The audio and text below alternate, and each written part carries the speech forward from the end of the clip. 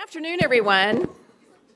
I'm so pleased to see so many of the interns here and so many young men. These are really bold young men who would show up on their first week as a heritage intern at the Conservative Women's Network event.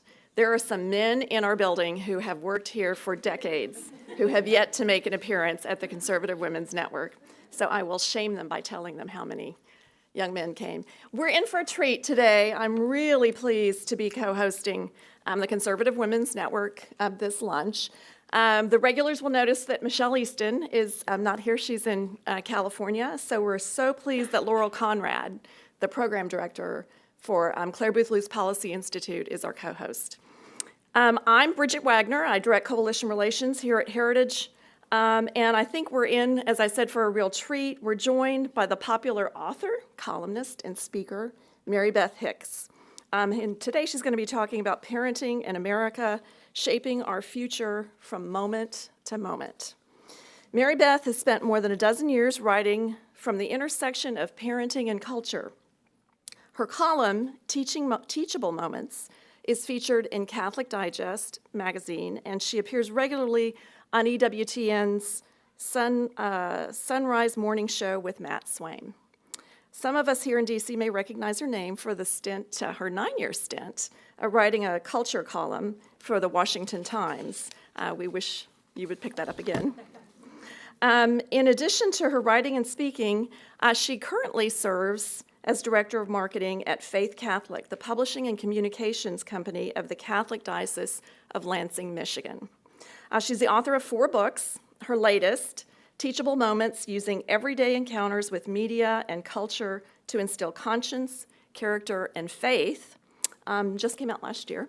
And I think we've got the others here. So don't let the kids drink the KoolAid, Confronting the Assault on Our Family's Faith and Freedom. And this is a Regnery Books publication. So thanks very much to Margie for joining us, the head of Regnery Books. Bringing up geeks, genuine, enthusiastic, empowered kids. I love that. That's the geeks. How to protect your kids' childhood in a grow-up-too-fast world. And the perfect world inside my minivan. How many minivan families are there in the audience? Probably quite a number.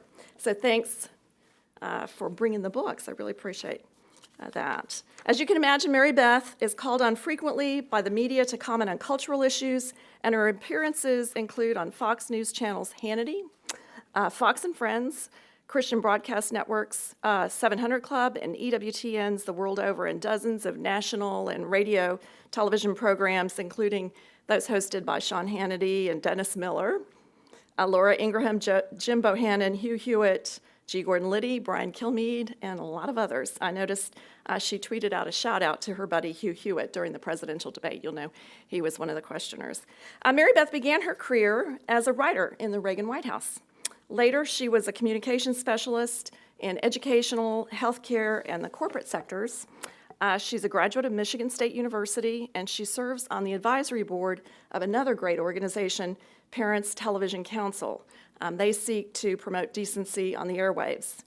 After 15 years leading a very active life in Lansing, Michigan, Marybeth and her husband, Jim Hicks, pulled up stakes this summer with their last one in the house going off to college, and they moved to Savannah, Georgia. So they are the proud, very proud parents of 4 kids, the youngest now, freshmen in college. So please join me in welcoming Marybeth Hicks. Thank you. When I saw everybody streaming in, I do that thing that speakers sometimes have to do. You got to recalibrate real quick because the audience doesn't look like what you expected. So, because I never really thought of doing a parenting talk for so many 22-year-old guys. I mean, but you know what better time? I think it's perfect timing, yeah. So, but I do want to talk not just about parenting, but about our culture that we live in and how we can be more effective as parents and grandparents. We have those here today, as friends and family members, and as future parents, because I think a lot of you probably are in that category, and it's never too soon to imagine what kind of parent you would be. Our nation needs you to think about that. That's kind of a big key. As Bridget said, I have spent a better part of the last dozen or so years at this intersection I like to call between parenting and politics. And just sort of an odd place to be, but it turns out parenting has become a really political thing. To wit, who saw the story about the Missouri teenager who, I'm so bad with the pronouns, he, who feels he's a she, wants to use the women's locker room, and 150 students in a Missouri high school walked out of class and protest because the girls did not want to share their locker room with a student who has male anatomy. Did you see that story? That's pretty typical now that's happening. There's a school in California that has eliminated gender-based bathrooms altogether for children because they have 8, count them, 8 transgendered children in elementary school in their school. How is that? 8 transgendered kids in one school. It's like a magnet school for transgendered kids. And those kinds of things are happening all across our country where parents and families are being confronted with the ways that the culture is kind of hijacking what their kids are thinking and believing and knowing, and it's really in direct conflict with some of the values and the messages parents are trying to teach in the home. So you guys are all, like most of you, many of you are young people, college students, and just out of college. Raise your hand if you haven't sat in a class and thought to yourself, what this guy's teaching is crazy. Okay, no hands. There we go. Because you are being confronted all the time, especially at the college level, with messages that are very politically driven, agenda driven, and they're meant to change your thinking and help you join kind of the army of the left to become part of a machine that's going to churn out people who think the way they think. The thing is, it's happening at as young as kindergarten, and that's what parents are really confronted with today. And what those of you who are young and are not in the parenting business yet, will be confronted with always. For us, for my generation of parents, it's kind of new. You know, your kid comes home with some sort of assignment and they're supposed to write about why capitalism is bad, and you're like, this is shocking. Capitalism isn't bad. Who told you that? Your children will always grow up to be told that capitalism is bad. That's start with the premise that if you come into your life as an adult, as a conservative, someone who has some principles and beliefs that you hold true, they're going to be challenged in all the places where you and your family will operate. So first of all, I want to address the fact that I did write this really great book called Don't Let the Kids Drink the KoolAid, which Margie published for me, and I'm so grateful. When I did the research for that book, though, I learned so many things about the young generation of people today. And that is, you know, when Barack Obama became a senator and he announced from the floor of the Senate early on, the culture war is over. Like, that's so 90s. You know, I hate to say this, I agree with this guy, but I agree with that. He was right. The culture war is kind of over. We lost. We are losing, or we have lost. But the way and that was my premise. Did we lose? Have we lost? And so I started doing research about the young generation, my children's generation, and they range now in age from 26 down to almost 18. And what did I learn about them? Well, some interesting facts. Between the education system, the media, and pop culture, there is a belief system among young people which essentially sets up the eventuality that we will live in a socialist America. Because the way most young people think, not you guys, because of course you're the smart ones. Not a joke, but you can laugh. The way most kids think is exactly the way the education system, the media, and pop culture are driving them to think. And who's behind that? Well, if we kind of just peer behind the curtain, we see that the academy, where teachers go to learn to teach, the education colleges in this country, are home to some of the most radically liberal people in the academy. Literally, if you go and look, and I went to Michigan State University, which I'm super proud of, except that College of Education, in the #1 school of education in the country year after year for now like 16, 18 years, is churning out some of the most, is run by some of the most liberal people you'll ever find, avowed socialists, people who really feel like their agenda, their job, is to train up teachers to go forward and use the education system to change America. That's their role. They feel that the education system should be an agent for change. And so this is why what we have, and of course, we see that Common Core coming down the pike looks like it's some great system for creating a more fair education system across America. But really, it's a great way to make all of education towards the same driving agenda. And this is why you have kids in kindergarten who are taught about the new way that family can be defined. Family, I saw an article online in which a parent complained their child had to take a test, and a multiple choice test, and one of the questions was define family. It was like for a health class. Define family, and it said people who are genetically connected to each other, living in the same home, by marriage, and then one of the definitions was any group of people that loves each other and cares about each other. And this kid checked the traditional definition of a family and got the problem wrong, because apparently a family, by definition, in a public school in America, was any group of people that loves each other and cares about each other. And so that can feel like a family, but we don't even use the words with their own definition anymore, because an agenda is just so clearly formed. So what I considered in Don't Let the Kids Drink the Kool-Aid was, what's the Kool-Aid? Who's feeding it to our children? And what's the result?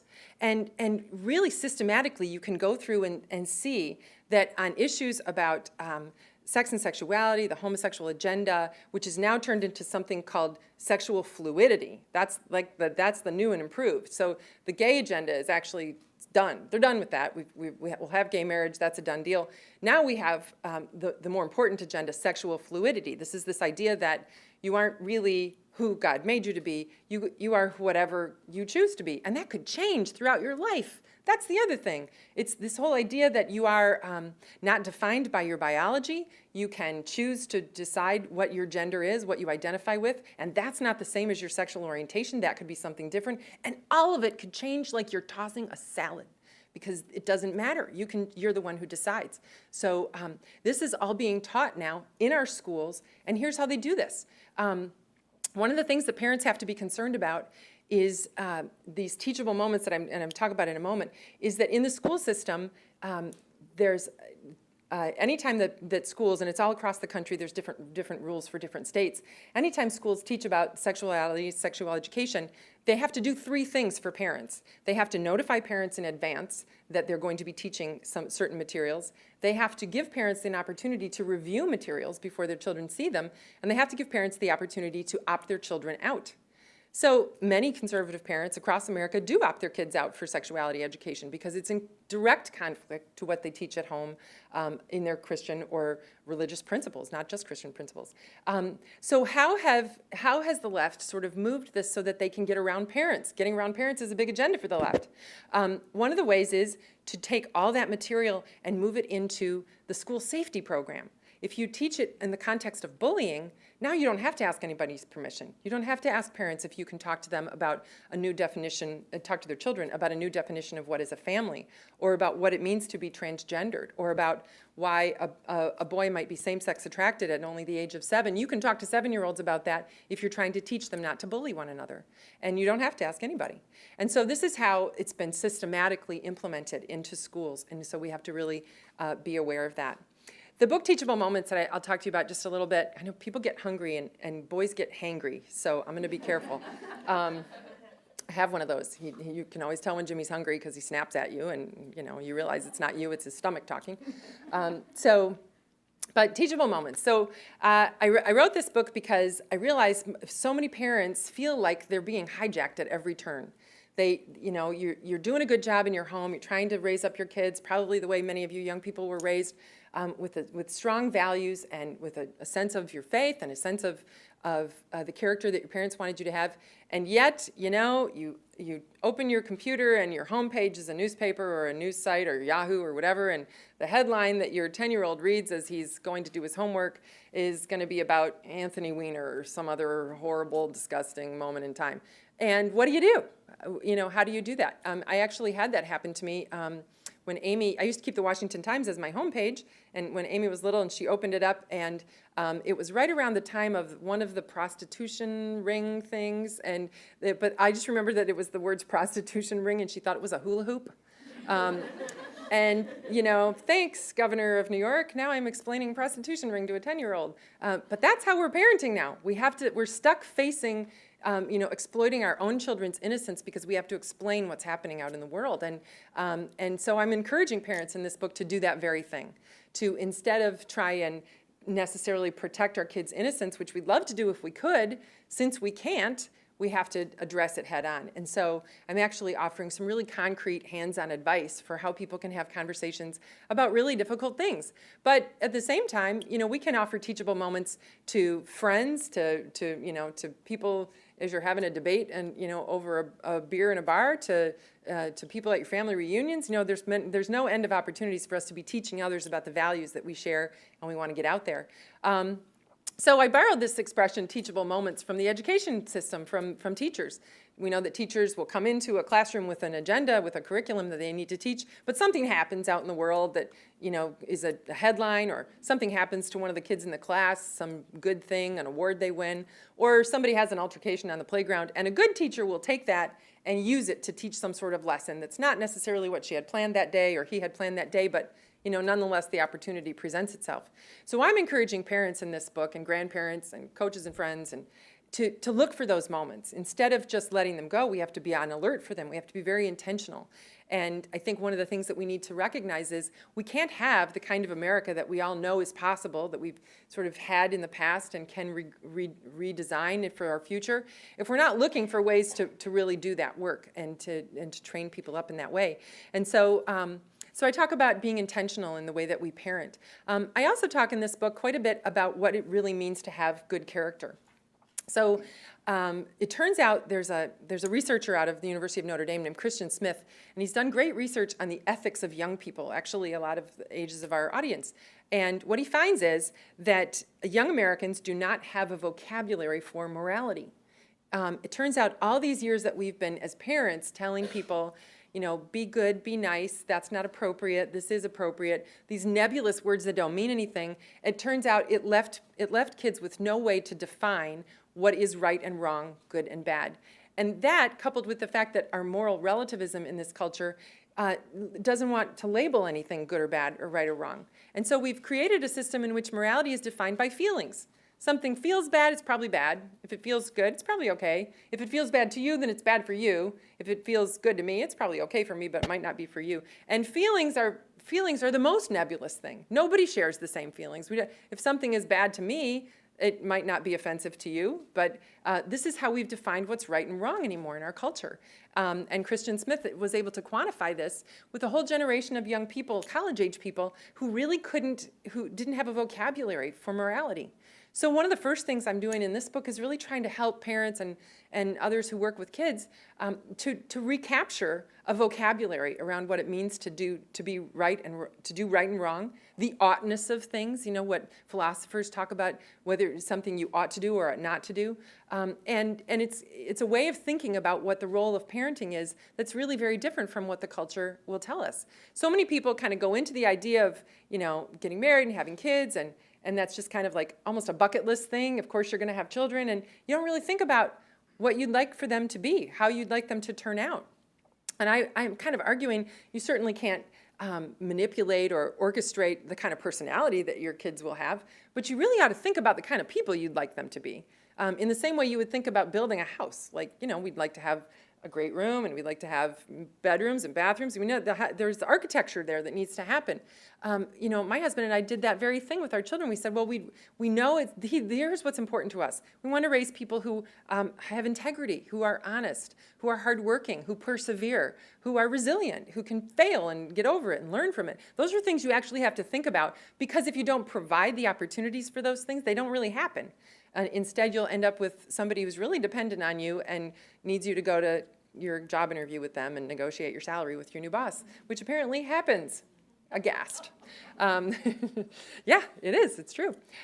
So we want to have that vocabulary for what it means to have good character. I actually put a list of words, alphabetized list of words in this book that parents could learn so they could start to really address the issues with their kids and say, I really like to see how determined you are. I really like how you persevered through this problem. I really, it troubles me to see that you are wavering on your ethical behavior in this situation, and really have those conversations. So that's an important piece of what I did in this book. And then I kind of took 6 or so areas of life that parents encounter: family life, friendships, the media, Sports, turns out that's a big place where parents can have a lot of progress. Sports, school, and what I called loosely episodes of freedom and responsibility, which most children don't have enough of. And talked about the teachable moments that can happen in all of those things. And it can be anything from, we were invited to a wedding of a nephew and he's gay and we're not sure what to do. How should we handle that? Or, my 7-year-old just brought home the ginger person diagram, which talks, that's a real thing, which defines, gender and sexuality and sexual orientation all differently than we were teaching in our home. What do we do? The kids at school have decided that a boy who seems sensitive and artistic is gay. What do I do if my child is already trying to determine who might be gay in their classroom? Kids have stopped talking to my kid because they're not in social media and I'm not permitting that yet. What should I do? These are the sorts of things I almost was surprised that people would want this sort of thing, except for friends kept stopping me on the parking lot at school and asking me these sorts of questions, and since I appear to have an opinion about everything, I just started answering them. But these are the sorts of things that parents don't really know, and to be honest with you, I'm really thrilled that there's so many younger people in the audience, because I have to say, we live in a culture that isn't super skilled at parenting anymore, and it is the most important thing you'll ever do. I mean, unless you're going to cure cancer or solve some other huge problem or learn how to build a better bridge, probably the biggest legacy you'll ever leave behind in your life is your family. And especially in our nation, I really feel like we won't have the kind of country that we know we want, that we can envision, unless we raise up a generation of people who could give us that, who could lead us there. And so we've lost touch with what that means, not even just from a knowledge perspective. One of the things I learned in researching these books, the government quantifies what kids know about government and social studies and science. They take these big tests, and the Department of Education can give you stats on this. So one of the things I learned shocked me, but I don't know why. I should have known this. Only about a third, or 31%, of high school seniors could tell you, as of a couple years ago, where the government gets its money. And we wonder why everybody thinks the government should give them stuff. They have no idea where the government gets its money anyway. And about 3 months after I wrote Don't Let the Kids Drink the KoolAid, there was this great publicity opportunity. I couldn't have planned it better myself. It was Occupy Wall Street.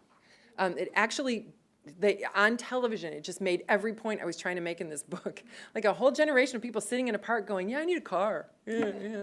And yeah, well, I'd like a car too, Get thee to the dealership. It's where they get them. But that's the generation now. So if you're here and you're a young conservative and hoping to be a young conservative leader, this is the culture that you're going to operate in. And how can we fix it? Well, on the one hand, we have to be very persuasive in the way we live and lead, and that's really an important mandate for all of you here. But then you have to think too about what you'll leave behind. What will your future be? And so, I would say, I want to take too much time, and we do want time for questions, but I would say this. Take time, if you're already a parent or a grandparent, to think about the character of the children that you know. And if you're not yet a parent, take time to think about the character that you want to teach someday.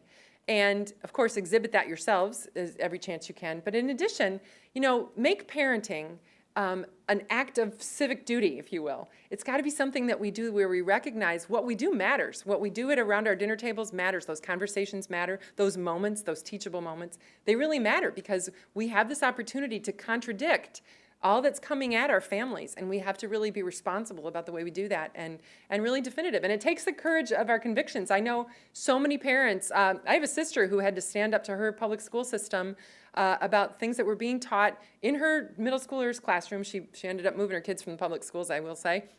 But they played a game in the classroom. It was a game. It was a white privilege game in which everyone stood in the back of the room. And then the teacher said, take 2 steps forward if your parents went to college. Take 3 steps forward if you speak another language in your home. Take 2 steps backwards if that language is Spanish. And they go back and forth and back and forth. And so by the end of it, all the white people were up in the front of the room, and the black and Hispanic kids were in the back of the room. And this teacher basically taught these children how to think divisively about one another because of their diversity, instead of celebrating their unity. It was the most horrible thing.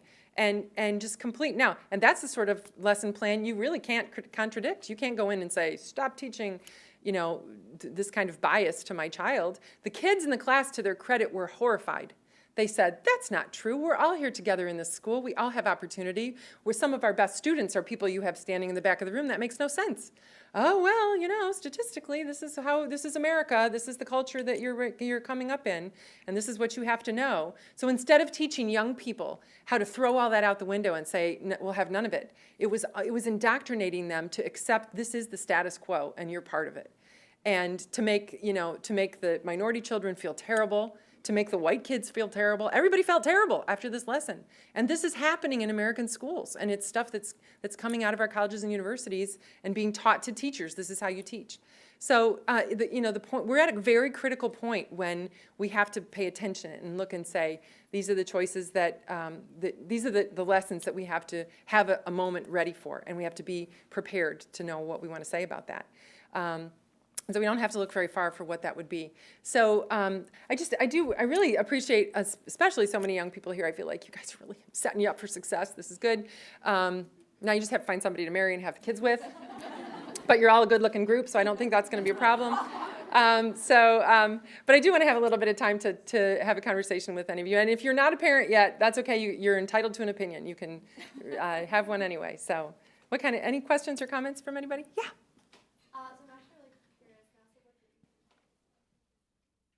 Oh, sure. That's funny, because when I started writing columns, the question is, what do I think about Facebook for kids and everything? I think Facebook is like the Yellow Pages. Everybody's got one, nobody cares. It's like the 8-track tape of your generation, nobody. But when I started writing columns, Facebook was pretty new, and that was the big question. Everybody's, what is the right age for Facebook? Now I would answer that about 43, because that's what all the 43-year-old women are getting on Facebook. So apparently that's the right age. But what I think is this, and my opinion about this had to morph through the years of my parenting, just as the technology reared its head in my home, and I had no way around it. I think that it is a fact of life. The way we communicate with one another is what it is. And so good parents are going to be the ones who adapt and who realize, media is morally neutral. The technology is morally neutral. It could be good, could be bad, could be bullying, could be evangelization, could be communicating. We have a family thread that goes on, and then there's sub-threads. The girls have a thread, and then I have one with my son and my husband, and it promotes great communication. You all have that with your families and friends as well, and it's a fact of life, but it's definitely disruptive to children in a lot of ways. And so I always encourage parents to really kind of keep it at bay for as long as you can, because really, being out there in the world and social media is the same as letting somebody just go by themselves to the mall or go someplace. I wouldn't drop a kid off in the middle of Times Square and go, here, meet all the people. It's great. Have fun. Right? So we have to recognize that there are some dangers around media. When it comes to media, here's the analogy I like best. I look at the media generally, social media and all media, like the ocean. It's beautiful. It's big. Beautiful. There's a lot of cool things in it, a lot of dangerous things in it, and you can drown. So when I bring my kids to the ocean, I'm not going to go, here, have a swim. I'm going to walk out there with a toddler and hold their hands, and then I'm going to put swimmies on you, and then I'm going to take you to swim lessons, and eventually I'm going to finally be able to sit on the beach and read a book, because you will be able to swim and you'll know what you're doing, and if you run across like a jellyfish, you might come and ask my advice. So that's kind of how the media works in the same way, and then that's kind of how I feel like parents need to approach it.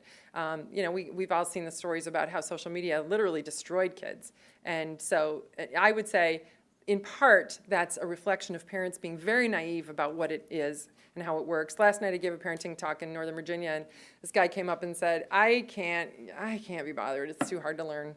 And I'm like, well, then you're letting your kid drown, but good for you, Dad. Yeah. So we've got microphones. So right when you get called on, wait for the microphone. Anybody else? Anything? Yes.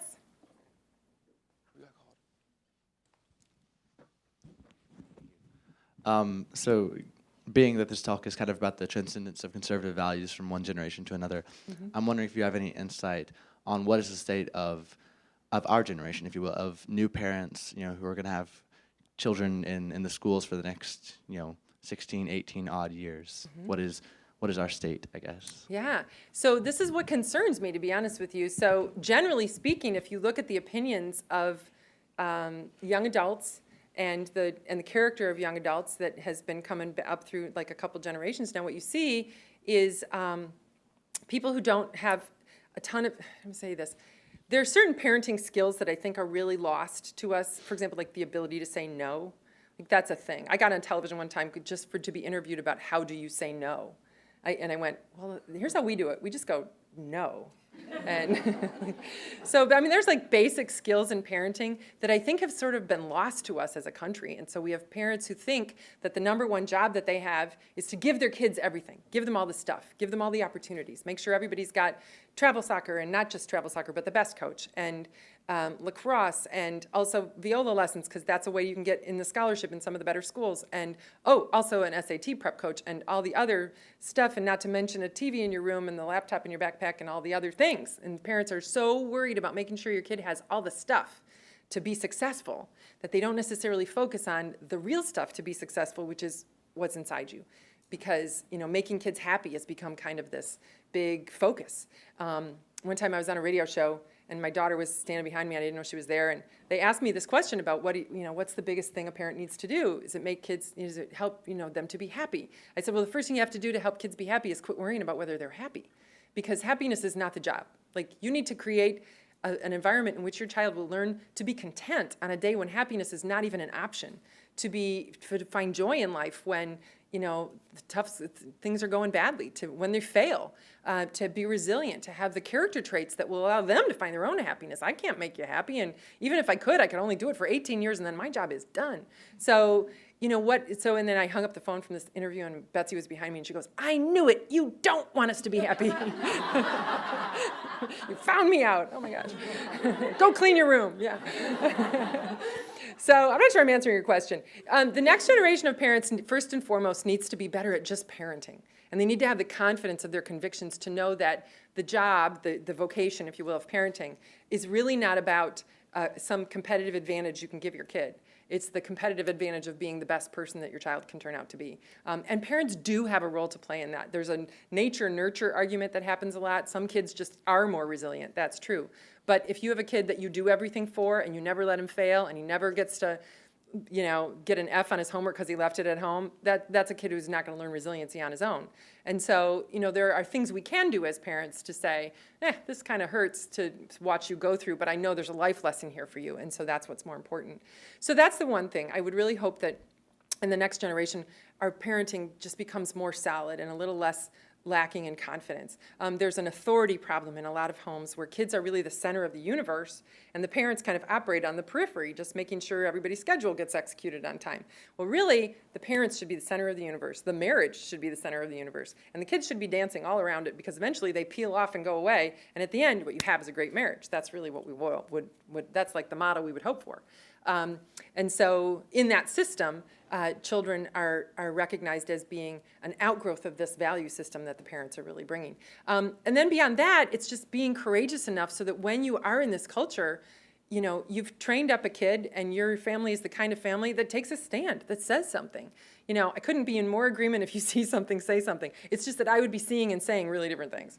And if so I think it has to be parents like, frankly, my sister, who, when she learned about this lesson, marched into her school and said, this is horrible. What are you doing? And turned out the principal knew nothing about it. Other teachers in the department knew nothing about this lesson that was taught. And, a rogue teacher kind of going off on her own with her own opinions.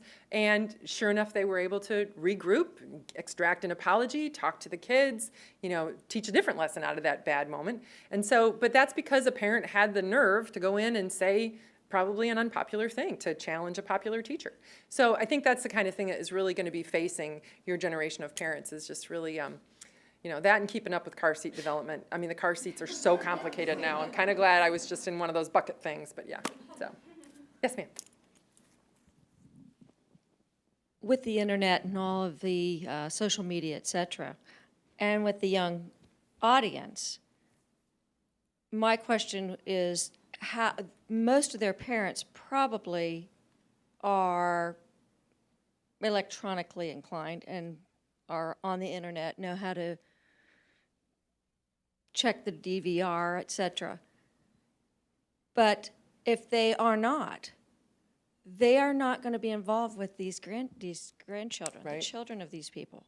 And beyond that, how many people's grandparents are still actually quite young, and I'm saying 60s, 70s, They need to get with the program and be a part of and learn these things. My mother saw me with my first iPhone. She was 85 years old, and about 6 months of watching me mess with that, and she said, I'm being left behind. And she got an iPhone. Yeah. And Yeah, she became that's addicted. So I encourage the grandparents, the parents, Yeah. to get with the program on that. Yeah, I'm going to text my 86-year-old parents and tell them you said that, because they are on their iPhones all the time. I know that. So last night when I spoke, a dad said, or he was a grandparent too, and he said, what can you recommend to grandparents? And I said, the first thing I recommend is kind of get with the program a little bit. It's no longer okay for anybody to say, oh, not for me, Twitter, it's too complicated, And, you don't have to necessarily do it, but you have to at least be literate enough to talk about it. That's like saying, not for me, television, you crazy finagled box, So at some point that was a new idea. For my parents' generation, it was like a big deal, and, before my time, but it was only black and white, but, so that's something we have to recognize. But the fun thing is that when parents and grandparents figured that out, they realized that that's an avenue to relationship. And relationship is where you have influence. You can't have influence over anybody you don't have a relationship with, right? That's like the first rule of evangelization, actually. It's the same thing. You can't have a relationship with a friend and influence their opinion about politics or culture or government or anything else if they just, don't want to hear what you say because you're not friends. So you have to really, and that's the same thing within families. And so I like to imagine that all this technology is not only sapping the energy out of people and keeping 13-year-olds up under the sheets at bed, looking at all the stuff. But it's also creating an opportunity to, for example, text your 13-year-old and tell them to turn the thing off and go to bed. That was a joke. You guys never got a text like that from your parents? Come on. So, yeah, it was a great point. Thank you. Yeah. You were talking about parents who overschedule their children's activities, come in, hover over things like interviews these days, college applications, tiger moms, etc. Do you foresee in the new generation of parenting a backlash with such things as like free-range parenting going to be the new thing as opposed to overscheduling? I'm so glad you mentioned free-range parenting. Lenore Skenazy is a good friend of mine. She's the founder of that. And she inspired me. She's the person who inspired me, my son who's now a senior at UGA, but when he was like the summer of his freshman year in high school, when she started this, like about the same time I wrote the Geek book, about 2008, and she wrote the first column about Izzy, her son, who she put on the subway, and he was 9 years old. Do you all know what I'm talking about? Okay. Free Range Kids is a movement founded by this writer. She used to be a columnist for the New York Sun named Lenore Skenazy. And she allowed her son, they lived on the Upper West Side of New York City, and she allowed her son to take the subway by himself. He was 9. And he'd been begging and begging. He wanted to take the subway by himself. And so she gave him $20 and a quarter to use a payphone and a map. He didn't have a cell phone. He just, he just knew how to take, and he took the subway and he popped up at home and he was so proud of himself and it was a big celebration. Oh, you made it home, you took the subway, all by yourself. I did it all by myself. That's what every kid wants to say. I did it all by myself. And so she was telling some friends about it and they were horrified. So she wrote a column about it in the New York Sun. And 2 days later, she was on the Today Show. She was on Dr. Phil. She is still, if you Google worst mom in America, you get Lenore Skenazy. But she turned that thing on a dime and she wrote a book called Free Range Kids. I would strongly recommend it after you've read all of these. And I actually mention it in a couple of these. And the premise of her book is that this is the safest time in human history to be a child, and the safest place is the United States of America. And the problem is we have a Nancy Grace environment where everybody thinks if you let your kid out of your sight, they're going to be, kidnapped and horrible things will happen. And she went through systematically and did all the research and statistics and everything and to prove to you that you've grown up in the safest America in the world. And yet, I dare say, some of you, don't raise your hands because it's embarrassing, had parents who put those cones at the end of the driveway when you were little and wouldn't let you go further than that. Because that's a thing, right? Like around your block, like you spend all this time and money finding a house in a good neighborhood that will be safe for your family, and then you go, don't leave the yard. Like, what's the point of that? Why don't you just live where it's dangerous, you know? So it's cheaper there. But so Lenore's point was, and she's winning this one. She's starting a movement. But the reason it's working and the reason people are noticing is because at the same time Lenore's movement is growing and parents are starting to realize, yeah, freedom and responsibility are how kids actually grow up. You can't tell somebody, listen, something bad ever happens, you know, here's what you would do. You actually let them go out in the world and, you know, something bad might actually happen a little bit. Might get lost, might lose your way, might have to ask a stranger. Turns out almost all the strangers are wonderful and nice and good and will help you. And that's what one of the premises of her whole point. But at the same time that she's been promoting this, the government intervenes at all these places with parents. You've heard about the family in Maryland whose kids were picked up in the park a couple of times and brought home. That was a mile away. She allowed her children to walk to the parents allowed their children to walk to the park and back together, a boy and a girl. And police saw them, a neighbor saw them, called the police. Police picked them up in a park, brought them home. Did you know your children were alone in the park? And the parents are like, yeah, we sent them. That's where they go play, you know, funny enough. And, you know, these parents were arrested twice. And actually, the Maryland legislature did pass a law confining some of CPS in Maryland's rights to intervene with parents and saying that you couldn't just, merely seeing children alone was not reason to pick them up for negligence on the part of the parents. But just today in my Facebook feed is a story Lenore put out about, it's happening up in Canada, so of course you know it's coming down from the north, in which a judge has declared agreement with a child protective service worker who has declared, based on her own opinion and nothing else, that a child of 8 years old may never be alone in their house. And that may never be alone without an adult. That child can never be alone. And so a mom who had previously been letting her 8-year-old go home and be at home for an hour or so before she got home, he knew what to do. He was comfortable. She was comfortable. The family made that decision that it was a good decision for them.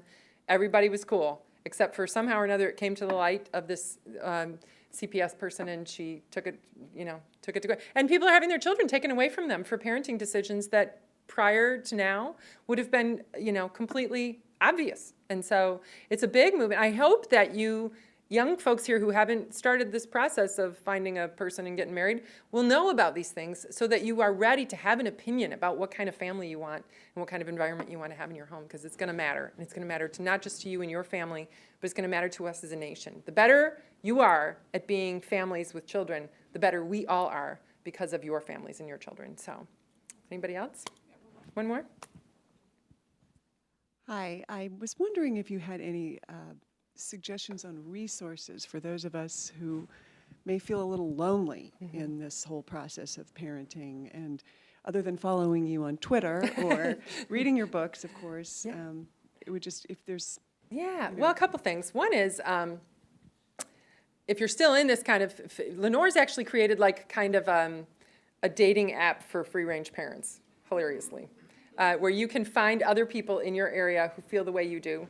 And if you're the kind of person who thinks it's okay to let teenagers, you know, hang out together and be, you know, because this is the thing, is that parents who feel this way don't have anybody with them. And so you know, you're stuck because you tell your kids to go outside and play, but there's nobody to play with because nobody else is outside. So that's one thing.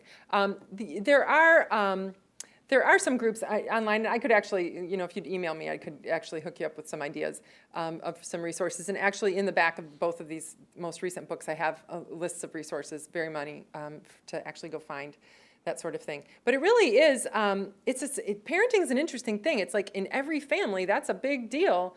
But it's, you know, it's relegated to like the self-help department, and people don't seem to want to see how integral this is to the very function of how we are as a nation. And if you don't see the result, and that is that the thinking of young America, then you don't realize how critical it is that we actually step up and do it better. So, so thank you to all of you, though, for not being part of the problem. That's what I want to say. So. Thank you so much. My pleasure. You look hungry, though. Awesome. Hang on, we got some gifts. Oh, gifts. Yeah. So we'll leave the books. We'll leave the books up here so that you all can come up and jot down the titles of each one of these. And I think we have a couple of gifts to share with you. We'll let the Claire booth loose. Thank you. Go first. Well, on behalf of our president, Michelle Easton, who wishes she could have been here today, I have a limited edition tote bag and mug. Awesome, thank you so so much. I'm Her such a very fan. famous statement on it, "No good deed goes unpunished," which, Right. yeah. which It's like I'm a sure you mother's could- trademark line. Yes, I was just going yeah. to say, you can Yeah. totally relate to that. Absolutely. This And is from great. Thank you. Heritage, we're think tanks, so we like to give away books. The 2-volume set of Tocqueville's Democracy in America, who talks about exactly kind of these neighborhoods and these communities to add to your bookshelf. I know your Thank you. husband's a lawyer. so- Yeah. And We our- actually are the kind of people who read that sort of thing, so yeah. That's really awesome. And our most recent Index of Culture and Opportunity, which looks at some of the trends that she's talking about, and I'm sure that you're referencing in your work, so for your bookshelf. I hope you all can stick around and join us for further conversation and lunch, which will be just outside in the reception area. Thanks again.